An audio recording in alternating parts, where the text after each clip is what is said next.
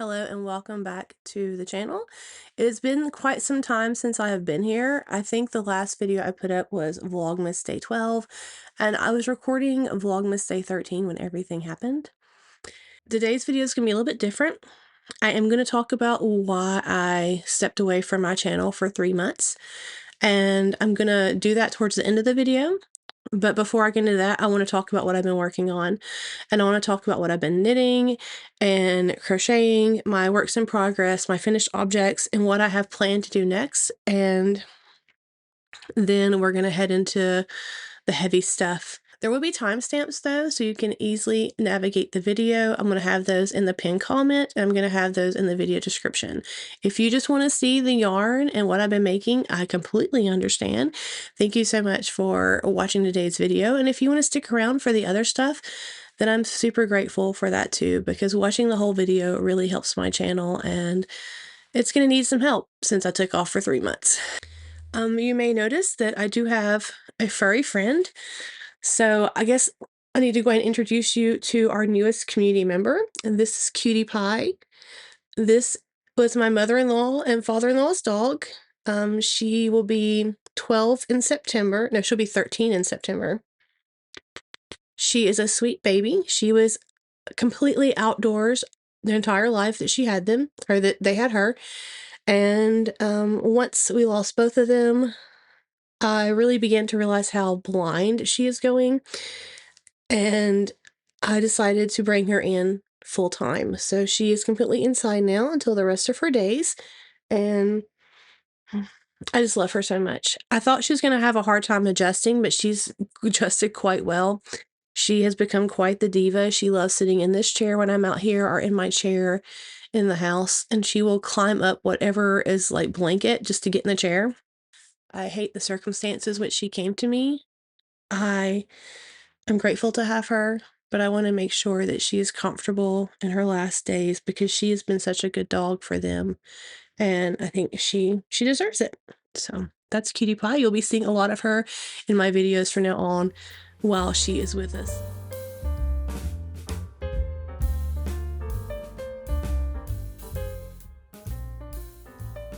Some progress that I've been kind of knitting on, and that is my socks. So if you are familiar with my channel, you've seen this bag before. This is the Bags by Awesome Granny bag that I have. Darlene, I love her bags. And this is my sock knitting bag.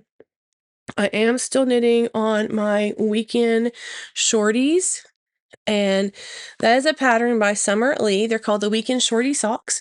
It's a free pattern, and I am using pack-up heads for these, which is a 20% superfine alpaca, 65% superwash wool, and 15% nylon. And this is in the colorway Mixed Berries. It's from the Alpaca Yarn Company. I really enjoy this yarn. It's really nice. I wasn't given a full skein, so that's why I decided to knit some weekend shorty socks with them. I'm doing them 2 at a time on some Hiya Steel Tips Sharps, and this is a 24-inch. These are, I think, a 1. I'm pretty sure these are a 1.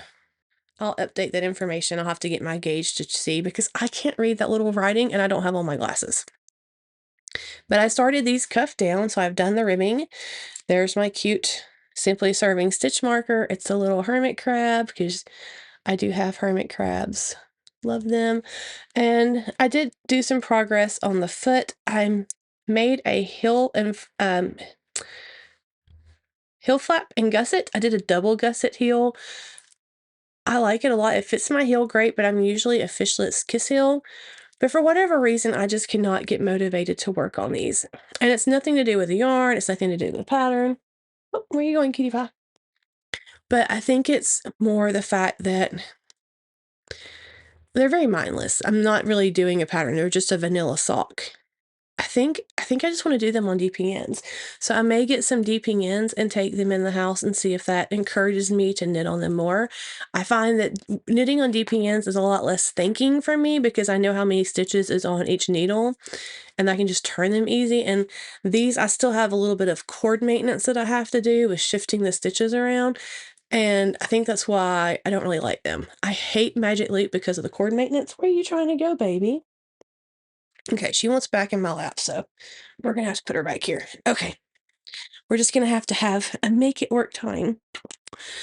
But I am enjoying these and in a way. But I think if I put them on DPNs, I may be more out to get them. These just don't get that much love because these are my travel knitting.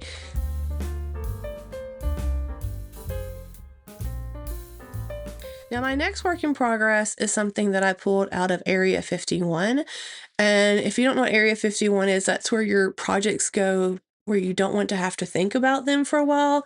Some people call it timeout, but I call it Area 51 because they're unfinished objects or UFOs.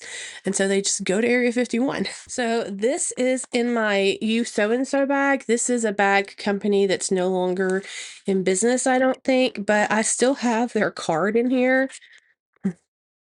And then I still have the Post-it note from when I won this bag. I think I won it in 2014-ish, but the note says, "Hey Kim, hope you enjoy the bag and thank you for listening."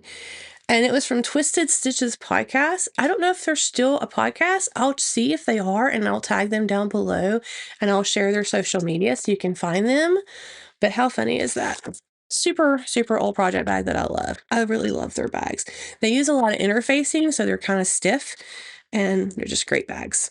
But in here, I have my Romi Hill Mystery Knit Along from 2020. So yes, this is a 6-year-old work in progress.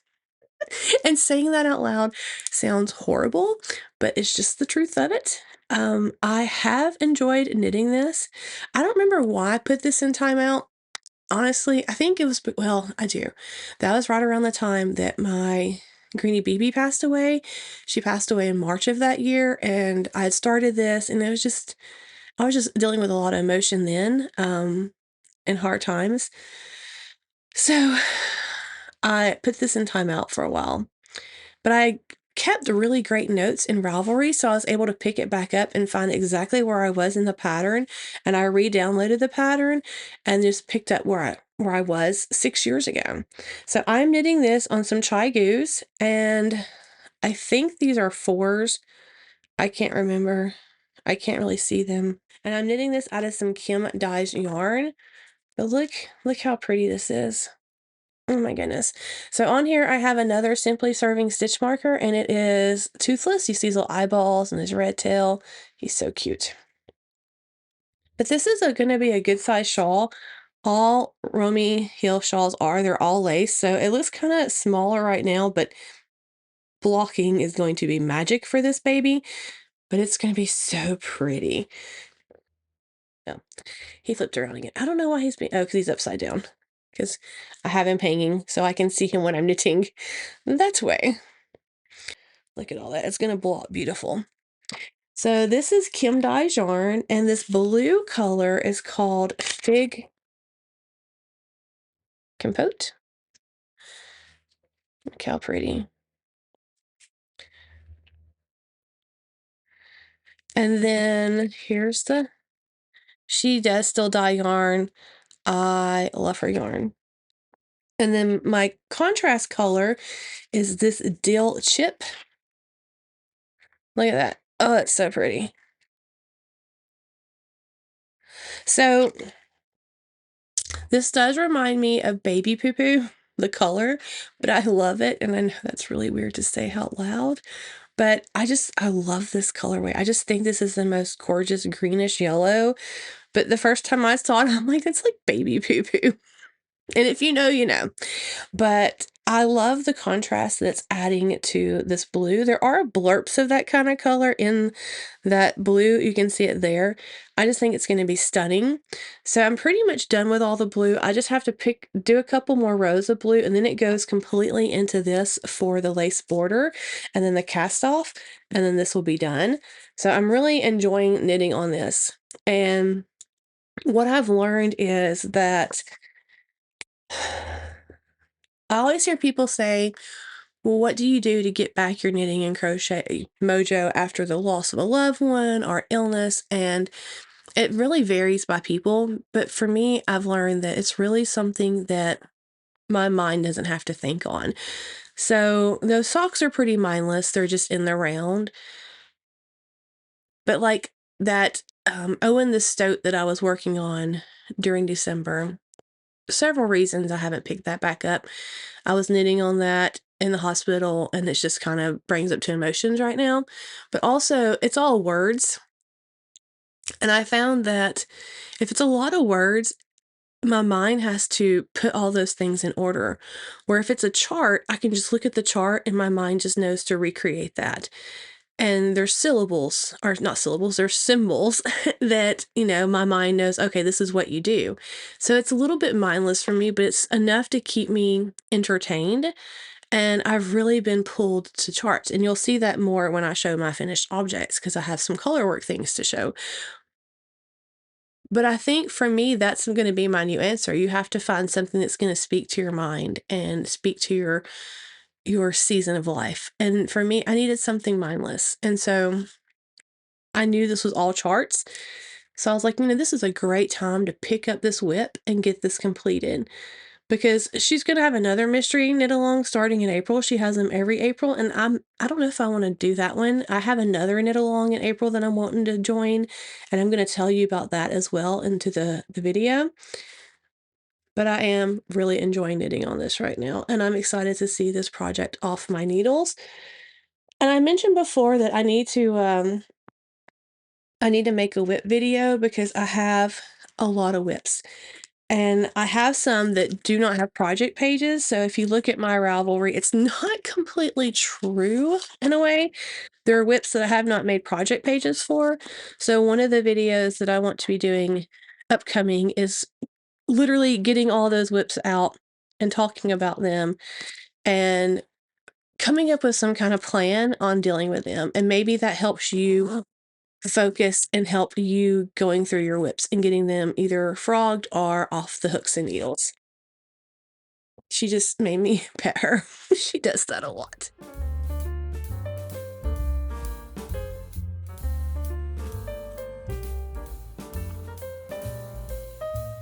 So as far as my finished objects, I'm going to start with one of the oldest ones. Also, the sun is starting to come out, so you may notice little balls of light hitting my face. That is because of my disco balls hanging in my mirror balls hanging in my window. But this is the Fountain Greeny Square Christmas Tree Ornament. It is by Jessica Underwood, and I thought this was a really fun make. It's crochet. I finished this back in December, but my seaming on the back was not very good. And then I recently watched a video that Moogly put out, part of the Knitting Summit through Knitting Chopsticks. And she went over different seaming techniques. So I redid the seam and I thought it looked so much better. And that was a free event that happened last week. I shared it in the new community that I created, and I put it on my Instagram stories, but I'm wanting to share more stuff like that in the new community that I'll be talking about in a little bit, so make sure you stick around for that. But it's a crochet greenie square, and then you fold it and you seam it a certain way so it makes a tree. And then I put the star ornament on top, and I put a post in our little new community asking which star ornament button looked the best, and I got some feedback from Sophie, and so that's what I went with, and I just think it turned out adorable. It's a free pattern that I'll link down below.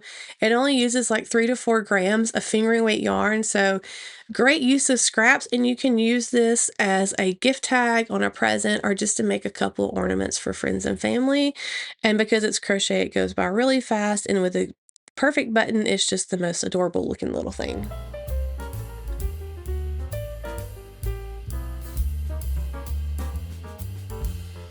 My next finished object, I started this in January, the 1st of January. It was my New Year's cast on. And I mentioned that I needed something that was easy for my mind. And this is pretty much all a chart. And I knew that would be perfect. And the fact that it had all these pretty colors in it, I knew that it would keep me entertained, and it did. This is the Maxine water bottle cover by Laura Penrose. It is a paid-for pattern. I knit this out of Katia Basic Merino. I used color number 5, color number 3, color number 75, color number 62, and I think this is color number 9. Love the color combination. So these are a blended yarn. It's 52% wool and then 48% acrylic. So it's a great, durable, easy to wash yarn. And it's a lot like Barocco Vintage. It is machine washable and tumble dry. And it's 50 grams and there is 131 yards per each. So I used almost the entire blue of one. This is all I have left of it. And I did knit a little swatch because I wanted to see if the yarn was going to have bloom and I wanted to see what my gauge would be with it. I will say this about the yarn. I did find that the blue was a little bit thinner than the other colors. Like the pink were really plump and fluffy, and so was the green. But the green had some places that was a little thinner as well, like the blue. But it didn't affect my overall gauge, and I just kind of went with the flow. And after blocking, you can't even tell the difference. But I did enjoy working with this yarn. It's really nice and soft, and it's really bouncy and squishy, and that's a gorgeous green, by the way. But I felt the colors came together beautifully. It does have a little bit of wear. You can see it's starting to get some coziness to it, but I don't mind that. It's a hot water bottle that I can put hot water in and keep it close, and it just keeps me kind of, comfortable and warm and cozy. So I don't mind that little bit of yarn, the little bit of a halo. I can't think of the word. It hasn't really started peeling yet, so I'm excited to see what that is going to do and if it's going to peel a lot or how bad. But it was a really great knit. I really enjoy knitting this a lot. I love the chart. Easy to follow, not a lot of floats that had to be carried on. I catch my floats every third stitch, and I'll show you that in a minute. I did weave in all my ends. I know a lot of people just kind of knot their ends on this and then tie them off, but I did go ahead and weave in the ends a little bit, but I did leave tails. I didn't cut them all the way off just because. I don't know really why. But here's my floats.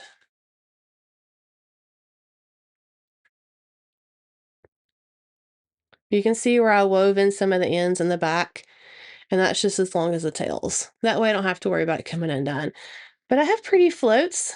They're nice. They look snazzy for floats, I guess.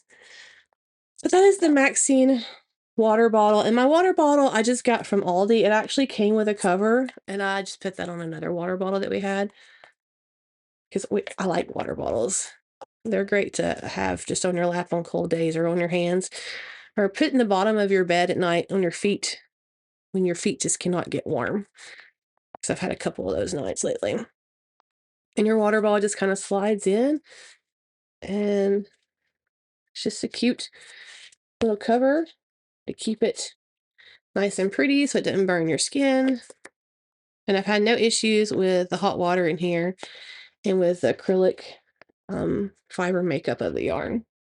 I did use about 208 yards on this, so not a lot in all reality, and I have plenty of the yarn left over, which I probably want to do another color work. I want to use those colors in a hat. I just love this color combination, and I did not pick this out on my own. There was another person that had a project page with similar colors, and I kind of used it as a basis of what to make mine because it really stuck out to me.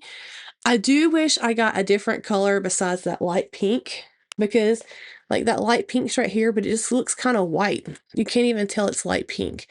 So I can, and it's also right here. I really wish I got a different color for that. And this is light pink. You can't tell. And I wish I got like a more, I don't know, something. I don't know what color I would have chose. Something different though than that light pink, because it just kind of gets lost.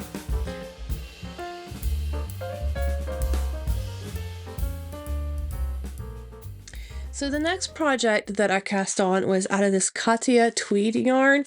So this is Merino tweed from Katia Yarns. It is a Aran weight yarn. It's also a blend of 51% wool and 43% acrylic. gorgeous tweed yarn. Very, very soft, very, very squishy. I love this. So they sent me a ball, 2 balls in each color, and 1 ball of each is what I used to make this hat. Now the pattern says to make the color, the brim, the same color as your background, but I did it as my contrast, and I was able to have enough yarn with just 1 of each. If not, I would have had to pull into that cream, but I didn't want to use that because I want to offer these as a giveaway.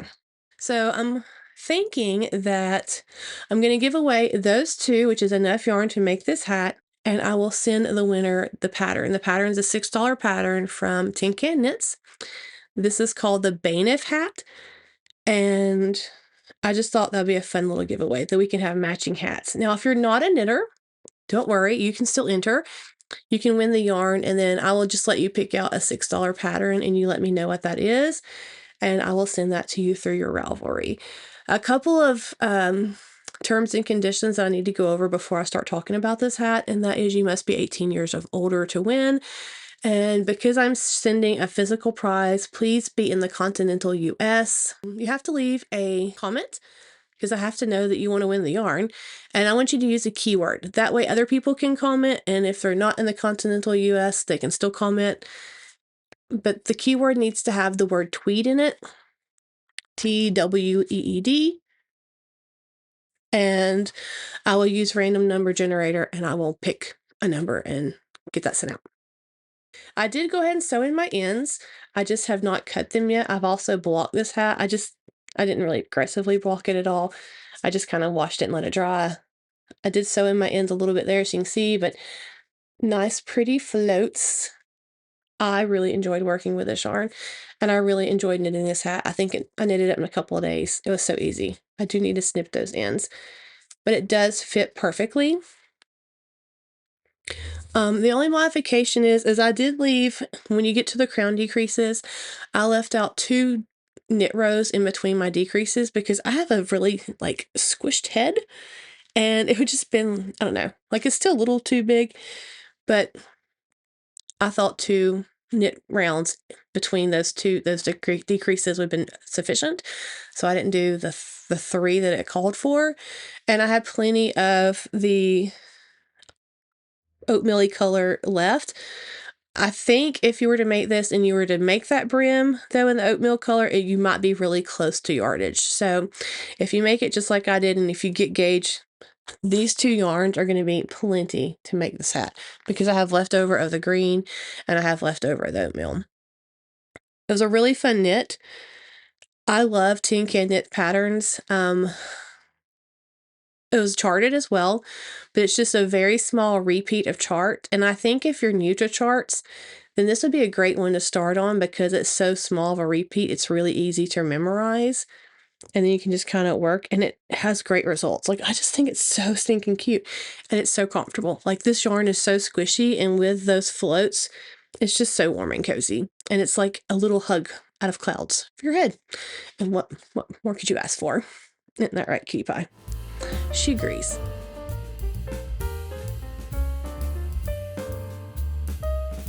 Also, as far as works in progress, I have been working a lot in my journal. I've completed I did complete all of 2013 and almost all of 2014. I want to show you some more of that and then work on that some more, but I want to do that in the next video just for time's sake of this video. But if you're not familiar what this is just my knitting journal. And I have a video that I'll link here in the description from the past where I kind of talked about this when I started this process in this journal. But I'm excited to show you how cute it looks thus far. So let's talk about what's upcoming. I mentioned about a knit along for the month of April. For the rest of this month, I'm just going to be focusing on my whips of that Romi heel shawl and of those socks because I need to get something off my needles. Like, I have a lot of whips. And I'm going to work on some more of this journal, which there's only like the rest of this week left of this month. And then we go straight into March. So as far as March, I'm going to hope to finish the shawl, obviously, and the socks, and I'm wanting to cast on something new, but I haven't fully decided what that's going to be. I'm going to be pulling from my queue. I have a huge queue of over 900 and I think 60 something things, and I think I figured out a fun way to do that with you guys and make it kind of like a game. So I hope to have that ready to show you in the next video. So look forward to that. And I also have some other crazy exciting news to share with you that I'll be talking about in another video. Like, I don't even know. It's just so much fun. And I also am planning on doing a knit along in the month of April, and I mentioned that, and I mentioned the new community.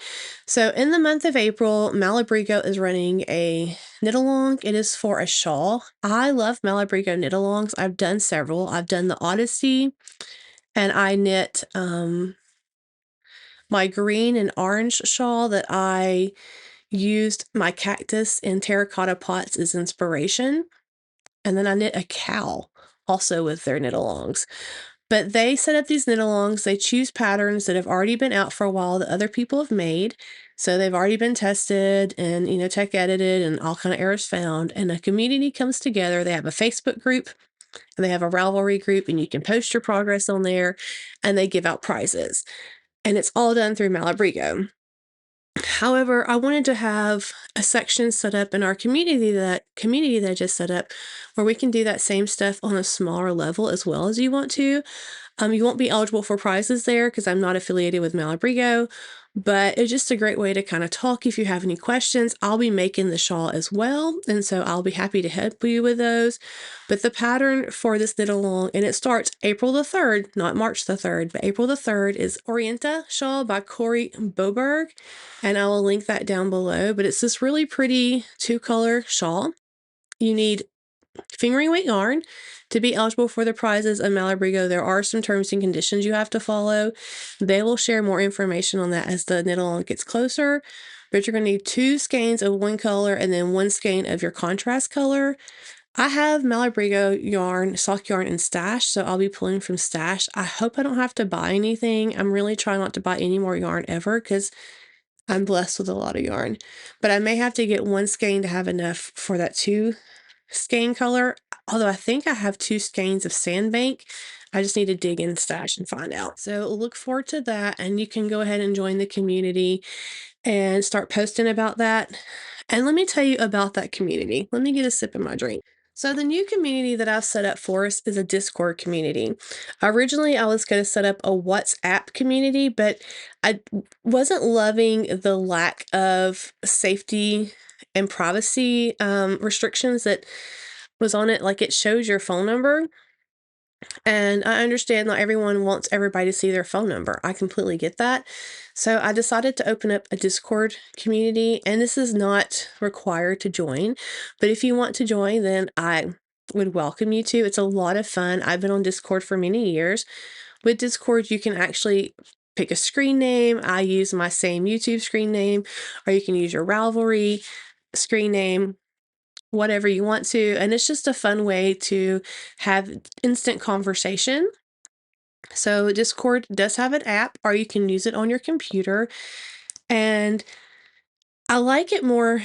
I'm not going to get rid of the Facebook group, but Facebook and Instagram are set up to keep you on that app. It's designed so that you're constantly wanting to scroll and look at information. And that can be a good thing. It can be very good at distracting you from things, but it also can really pull you in, and it can really hurt your just your overall joy. So I'm trying to limit myself on both of those, and you may notice I haven't been that active in the Facebook group, and that is because I'm really trying to limit my social media apps like that. With Discord, it's more of a forum, so I'm just in a couple of Discord groups, and I can just turn off the notifications for the other ones, and I can just look at our Discord community and only see posts from that, and not the 50,000 ads that Facebook and Instagram tries to shove down your throat. That's another reason I'm kind of turned off by them lately. I'm just so tired of the ads and the content from AI. the fake videos and the fake crochet projects. So I've really spent a couple of days setting up this community for us, and I'm still transferring over some information from the Facebook group there. But it's a great place to get all the information and updates about the group and just have general discussions. I've got all kind of different threads set up to make it nice and cozy and fun for you and inviting. So I hope you check that out. There'll be a link to that in the pinned comment and in the video description, so you can find your way over there.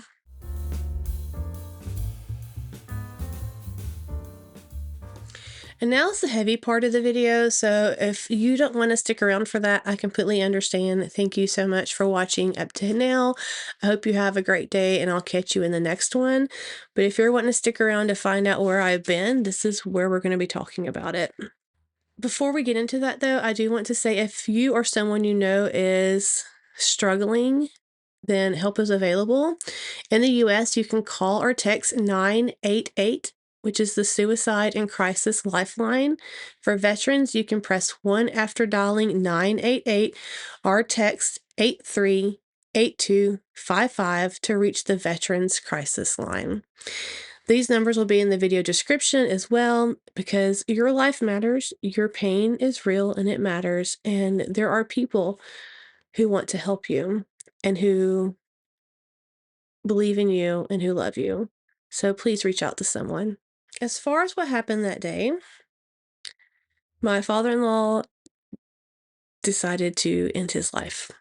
We had been noticing moments of confusion and delusions with him lately. He had fell back in November, the 1st of November, had a really bad fall. You may remember me talking about it even. I took him to the ER. I was there with him for about 10 to 11 hours, and then I didn't leave till about 2:30 in the morning. They decided to take him to the ER in Birmingham that morning around 3 in the morning and keep him at St. Vincent's. He was in the hospital for about a week, and he was sent to 4 weeks of rehab and recovery because the extent of his injuries from his concussion, and he also fractured his number 4 vertebrae, and he was having some heart murmurs that they were kind of worried about. They did wind up putting in a heart monitor for him, not a, it was just a monitor, not the other kind. And they sent him to rehab. He was supposed to be there for 4 weeks, but my father-in-law is a very strong-willed man, and he was a very stubborn-willed man.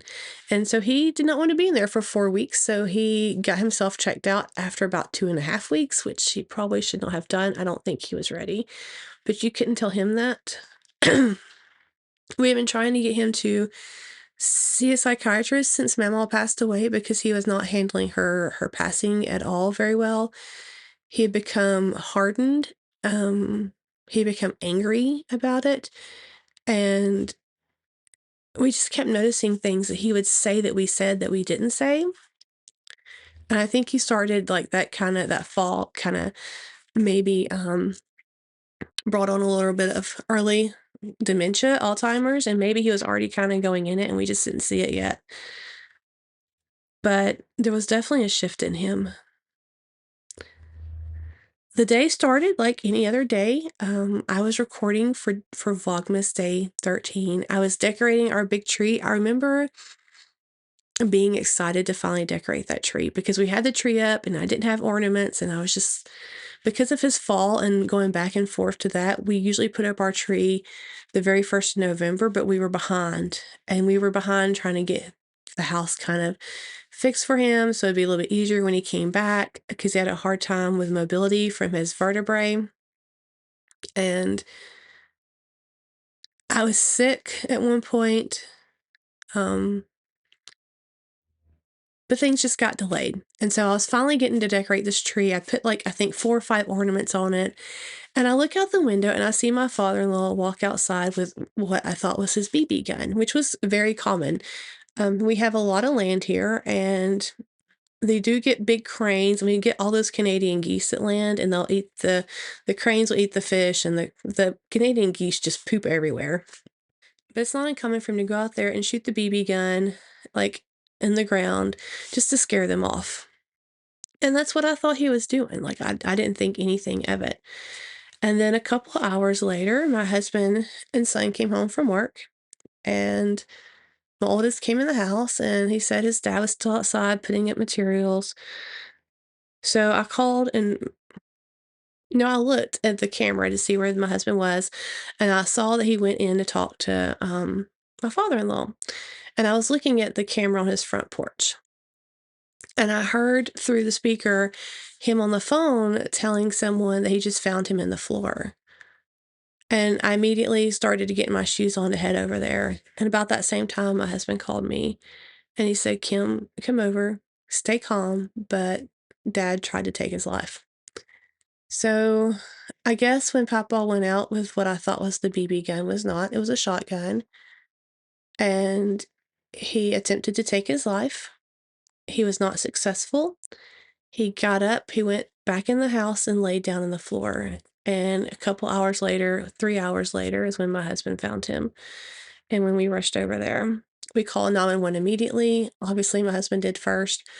And we were there with Papa while we waited on the ambulance. And he had no idea what had happened. He was very confused, and I thank God for that. I think that was a blessing that God granted him.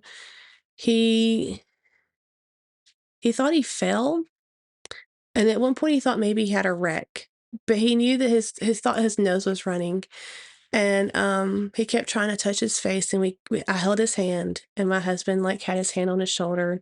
We were just talking to him, and keeping him calm, and telling him that we love him, and he told us he loved us and that he was sorry, but he was just confused. He didn't know what had happened. He just knew something had happened. The ambulance got there and they airlifted him to Birmingham, Alabama, and we were told to meet him at UAB Hospital. And we get to the hospital. I've never been in this emergency room, neither has my husband. And if you're any way familiar with Birmingham, Alabama, it's nightmare of one-way streets and chaos. And there's a lot of crime that happens in downtown Birmingham, so it's not the safest place to be, and you have to park like 2 blocks from the hospital, the ER. But we get there, we go in, and they're like, "We don't even have him in the system yet. He may be here, he may be at another hospital, we don't know. Just sit down and we'll find out as soon as we can." So that was not very reassuring, but we had nothing else to go by, so we did that. This waiting room was very packed. It was very loud. There was a lot of people in pain. There was a lot of people sick. There was a lot of people on drugs. There was some homeless people who were just trying to get warm. It was a colder night, and there was people chained, handcuffed to stretchers, and there was people handcuffed to chairs. There was police officers. It was a lot. And we sat on the backside close to the windows so we could see everyone in front of us. There was an older couple kind of in the middle of the room, and they had these 2 kids with them. And one was a boy who was 14, and one was a girl who was, like, 11. And I remember thinking, like, "Wow, such a scary place for these kids to be," you know? A couple hours later, they came and got the grandparents, and they told the grandparents that the little boy and girl could not go back there. It was too crowded, that they had to stay in the waiting room. And I remember thinking, like, I would be terrified at that age to be in this waiting room by myself. So it just so happened that as soon as the grandparents were taken back, the seat next to them, which was like a little curved seat, and it only had enough room for 2 people, those people got up. So I immediately grabbed my husband and we moved right next to those kids. So we were sitting like right across a little aisle for them. We didn't say anything to them. I didn't want to like overstep or come off as creepy, but I just wanted to keep an eye on them as a mom and as someone who works with kids that age. Like, I just felt like we needed to kind of protect them a little bit from everything that was happening because there was a lot of foul language being thrown around in the air, and it was just a lot. I would want somebody to do that for my children. So I was sitting there crocheting on Owen the Stoat, not stout, and the little girl looked at me, and I smiled at her because that's what I do. And she was like, "What are you making?" And that kind of opened up a conversation between me and her so we can keep them focused on, good things and not the things around them. And they talked to us the whole time, her and the brother. They told us about their family, and they shared a lot with us, and I'm it's scary how trustworthy a child can be, um, and tell about things. These kids have had a hard life. They were recently taken in by their grandparents, and it broke my heart for them because these are really sweet kids. About an hour later, the grandparents were released, and as they left, my husband and I prayed for them silently.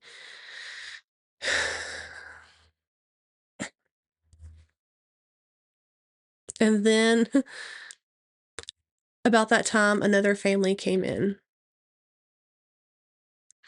This family was very emotionally distraught, like us. At this point, we were just kind of numb, and there was a lot of confusion with that family. They had airlifted their family member there from, I think it was like Florence area, possibly, maybe Holly Pond. I don't remember. The gentleman was around 21 to 22 years old, and we didn't know the story. We can just hear bits and pieces because it was not that big of a space, but there was a lot of people in there.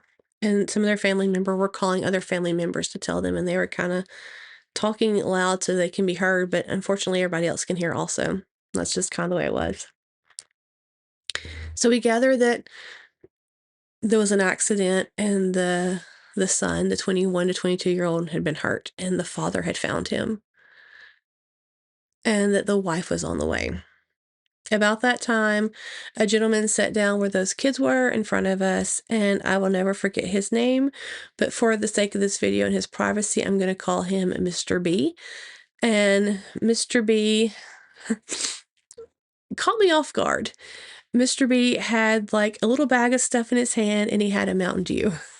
And Mr. B looked right at me, and I smiled like I always do. My husband's sitting right here on this bench with me, and my husband's reading his Bible, and he was looking at his Bible, and Mr. B was like, "Hey, do you like Mountain Dew?" talking to me. And I remember looking at Lee and thinking like, "What's happening?" And I don't like Mountain Dew. I wasn't lying to him, but I was a little like taken back about like where this was going. And I had a drink with me, and I just picked up, I was like, "I know I got something, but thanks." I thought he was offering the drink to me. I wasn't really sure. And he was like, "Okay, that's cool." He's like, if you wanted something that, if you like Mountain Dew, I was gonna see if you would buy a drink that I liked, and I was gonna swap with you. And I was like, "Oh."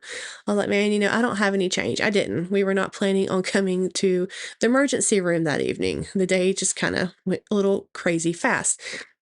And I had already had a drink because we had to stop and get gas. And he's like, "Okay, that's fine." And he kind of see, he's facing this way and we're facing perpendicular to him. So he starts facing in front of him again. And then he turns back and he looks at my husband. He's like, "Oh man, what you reading?" And my husband has Bible open. I think he was reading First or Second Chronicles, or maybe it was First or Second Corinthians. And my husband told him, he's like, "Okay, cool." And my husband started talking to him and asked him by his name. And that's when we found out his name. And then my husband is trying to be more intentional in his praying. So he was like, "Hey, man, is there anything specific I can pray for you about? Or pray over you? Or pray for you for?" I think that's what he said. And Mr. B was like, "Yeah, man." He was like, "Actually, yeah." He's like, if you can pray that me and my girlfriend have a warm, safe place to ride out the rest of the winter." Mr. B informed us that he'd been homeless for 3 years and that he had been sick, and that's why he wound up in the ER that night. And that's why he had the Mountain Dew. They gave him a Mountain Dew, but he didn't like Mountain Dew, and he was going to give it to the person who was coming to get him, his girlfriend, in their car. But he was going to swap with me and get her something that she liked better if I wanted to get a different drink at the vending machine. And super nice guy, man. Super, very intelligent guy, very, very well thought, articulated young man. And he was probably late 20s, early 30s. And so my husband was like, "Yeah, we're going to pray for you." And we missed a golden opportunity right there. God gave us a moment to pray for this guy immediately, and we failed. We failed him. And I hate that. I hate that we let him down and let God down in that moment. We should have prayed right there for Mr. B. About that time, the chaplain comes out and he's walking towards us, and that's never a good feeling when the chaplain comes out.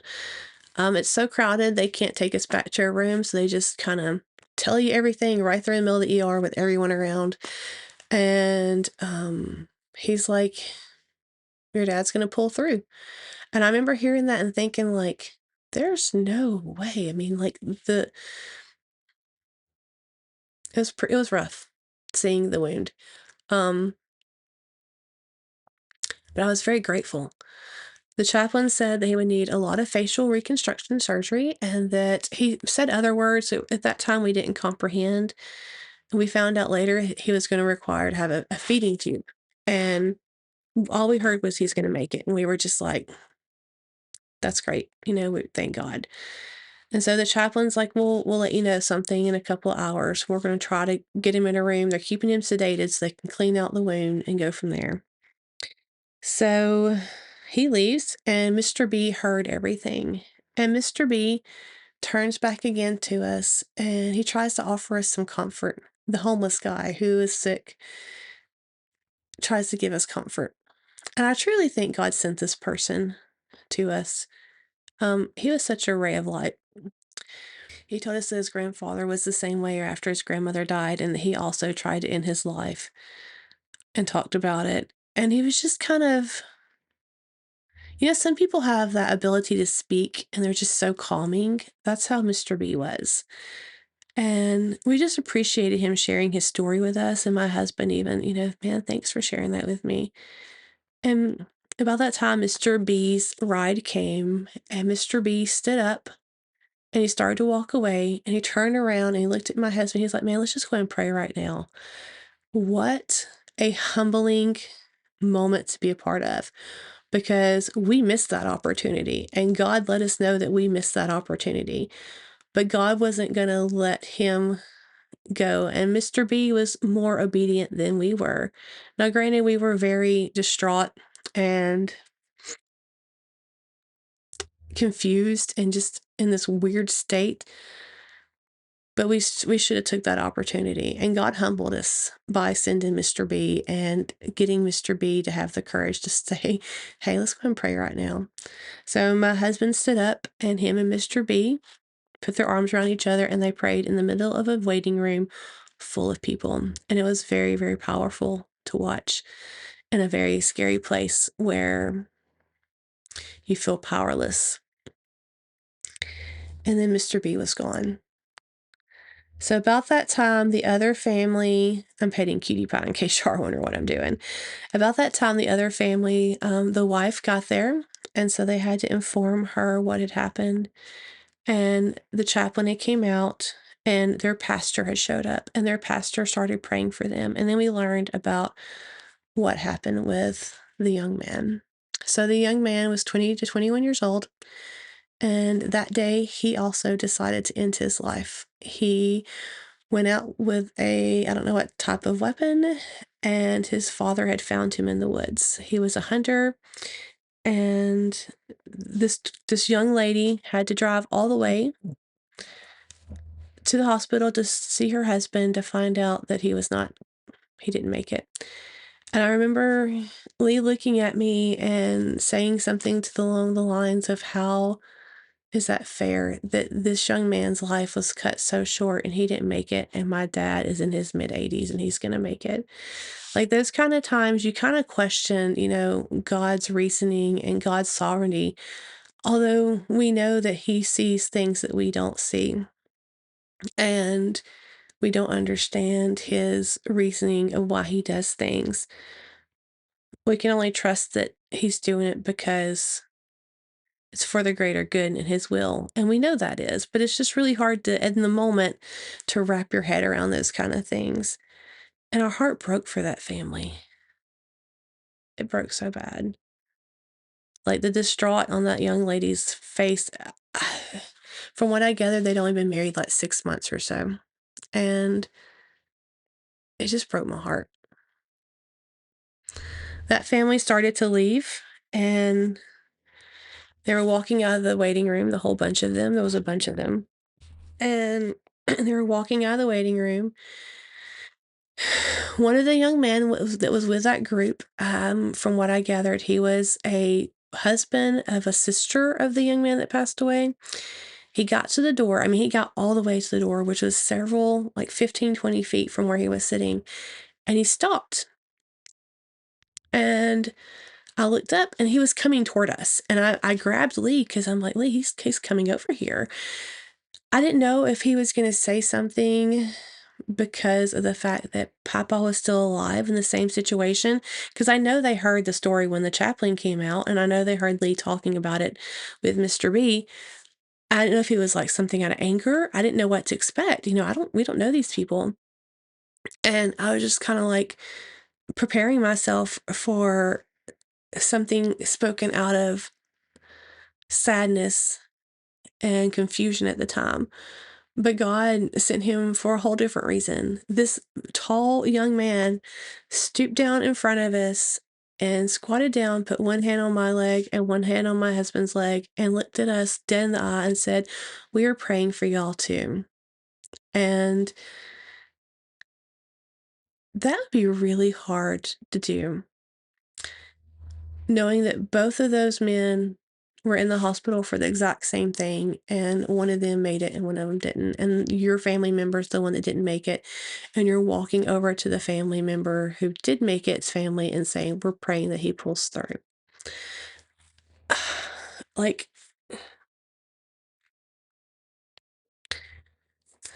God taught us so many lessons during that. It was a very humbling experience, and it really opened our eyes to God's little nudges of peace and comfort that he sends us that sometimes we can easily overlook. But we really needed that because we were all alone. We felt like we were all in the hospital, just me and him. And God kept sending a community to us to minister to us and to comfort us. And these community people were people we've never met. And there was more instances that happened in that emergency room. There was another gentleman who was homeless, and there was the nurse. There was just so many little things that we were so thankful and blessed by. But they did finally get him into a room. It was around 5 o'clock in the morning at that point, and they told us to go ahead and go home and go get some sleep because they were keeping him sedated while they figured out the next steps. At some point in the morning, a nurse called and kind of told us how severe it was, that Papa, yes, could pull through, but he was going to need a lot of, like, years of surgery, and that he would not be able to leave the hospital. So we got to the hospital, the nurse came in, they wanted to talk to us about everything in front of Papa. At this point, he was awake, he had been talking, he was alert, he was very, very confused still, he still thought he had fell or that he was in a car wreck. He knew who we were, he knew that he was in a hospital. He thought he was still in the rehab center from where he was previously in November, but he didn't remember any of the incident, and I'm so thankful to God for that. Um, the nurse started talking about, and his doctor came in and started talking about all the surgeries and things that he was gonna have to undergo, and Papa immediately said no. He did not want to do that. Even though he was confused and he was still in a awareness enough state that they let him make the decision. My husband did have power of attorney at that point because we got it when Mamaw had passed away, and Papa went ahead and gave it to him also in case something ever happened. And I'm so thankful that my husband did not have to use that. I'm so thankful that my father-in-law, my papa, was able to make that decision on his own, and that's something that my husband does not have to live with. But he did make the decision that he did not want to have the feeding tube, and he did not want to spend years in the hospital, that's not how he wanted to live his life. So we were able to talk to him on that whole afternoon. He decided to go into hospice care or palliative care. We didn't know what that was at the time. There was hospice. And so I came home with the boys, and my husband stayed overnight and talked to him, and I'm so thankful to God for giving my husband that time with his father and for Papa being alert and being able to talk to him. He was able to talk to him about his salvation, which is something that was very important to my husband. My husband is a newer Christian, but he has really, really dove into it. He teaches the high school boys at our church, and it was something that he needed and that his father needed, I think. And I'm really thankful for God giving him that grace to have those conversations with his dad.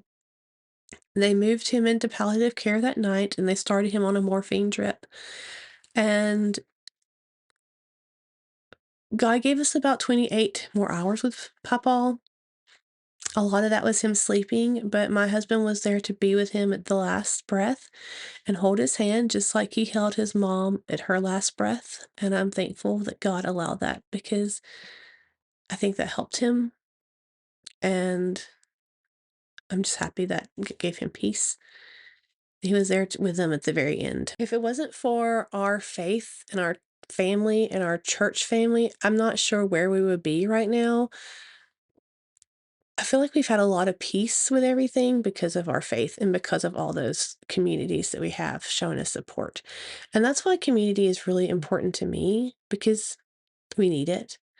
I hate that I had to step away for a little bit and I couldn't really be in everybody else's community and be supportive. I tried to pop in on videos when I could, and I tried to stay connected to our community here and, in the Facebook group, but it's been hard. But I'm ready to get back into that. And that's why I really was excited, and I am excited about that Discord group and being able to use that to stay in touch with you guys. So I really hope you check that out.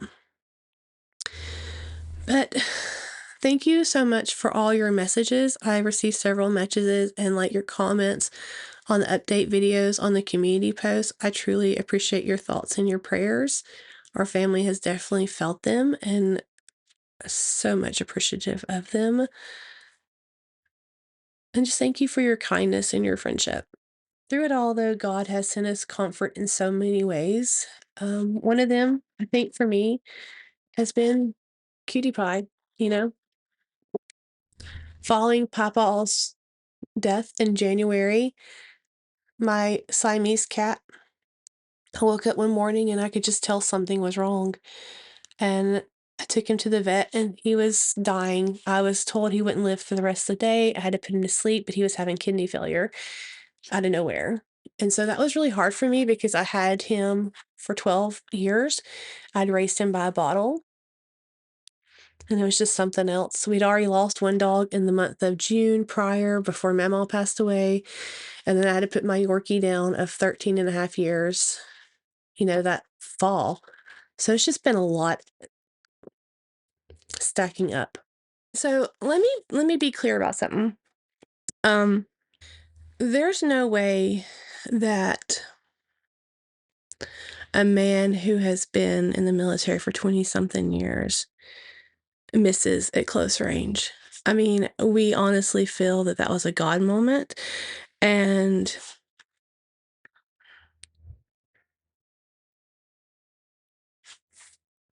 I think that's what was so hard for us to understand, how it all came to play with the other family. And maybe you're watching this and you are not religious. I get it. But our faith, I don't want to say we're religious, because religious can mean a lot of things. Our faith in God is what gives us strength, and what gave us strength during the situation, and what gave us peace about the situation, and gave us hope about the situation. As hard as it was for us and even the other family, I think they would say the same thing. Their faith in God is what is going to pull them through and the hard times. And I'm just really thankful that God sent us that community of people who we've never even met when we need them. And I hope that in a way that they see that God sent us to them as well, because we were praying for that family, and we prayed with Mr. B, and we were praying for those kids as we were talking to them. And when the pastor was praying, like, both of us were just sitting there in our seats, praying with our eyes closed and our hands opened up toward that family, because we didn't want to, you don't want to interrupt, and you don't want to, like, insert yourself in the situation, but we wanted them to know that we truly felt the need to pray for them and felt sorrow and the Christian love for them. So it was just a really, it's just really weird time. And I was excited for the new year. I'm excited for the new year. We have a lot of work ahead of us cleaning out their house. They were there for over 40 something years. And that's 40 years of stuff that they never really got rid of. So it's a lot to go through. And it's very time consuming. It's kind of become like my daytime job, to be quite honest with you, until a couple weeks ago, when I got sick and we had some church stuff we had to get done. But I've been going over there pretty much Monday through Friday, like 9 to 5 job, cleaning out. And I've made several trips to the thrift store to drop off stuff, and we made several trips to the dump to just throw stuff away. And you can't really tell we made that much of a dent, to be honest with you. But we found some really cool pieces that we are going to keep, because our goal is to clean out that house, renovate that house, and to move into that house. It is a brick home with a full basement, and we do live in Alabama, where tornadoes are a very common thing. So in the past, we've just gone over there during tornadoes, and now we have the ability to live in the house and just go in the basement. And I'm wanting to keep a lot of them in that house, because that is the childhood home that my husband knows, and I would give anything to have them back. I miss them both greatly, but I'm also very thankful for what they have left us, and my husband is too. And we just have to put a lot of work into it, because nothing has been done to that house in over 40 something years. It was built in 72, and I think it has original carpet and stuff in there. It's very dated, and it needs some work. So we're in the process of doing that. I also have found some pretty amazing things in there that I want to incorporate in our house when we move over there. One is this German record player that they brought over from Germany during the 60s. And there's this whole cabinet that's going to go in one of the rooms that was from Austria. We're going to close in our carport, and it's going to give us a little bit more space, because it's a smaller footprint than our current house. But with closing in that carport, it'll be actually a little bit bigger, as well as finishing the basement, so we'll have more rooms down there. So it's going to wind up being a little bit bigger than our house we have now when we're done with it. But it's going to take time, because all that involves money that we don't have right now. So we're having to do just a little bit at a time. But we can't even do any of the renovations till we get it cleaned out. And I did find this coffee table and end table that's hand carved from Germany. So it's supposed to have glass on it. I don't think all the glass is there. My husband said he thought some of the glass got broken, but he hasn't seen those pieces in years. I've only found one set of legs, but I know the other set of legs have to be somewhere in there, because they didn't get rid of anything. So I'm going to get glass cut for that. And we're going to use those coffee tables and tables, because that's part of our family heritage, is Austria. And it's very special to me. And there's some other little things I'm wanting to incorporate to pull some of his childhood into our home. But I'll be sharing some of that progress in some of my videos with you, in case you're interested in seeing it.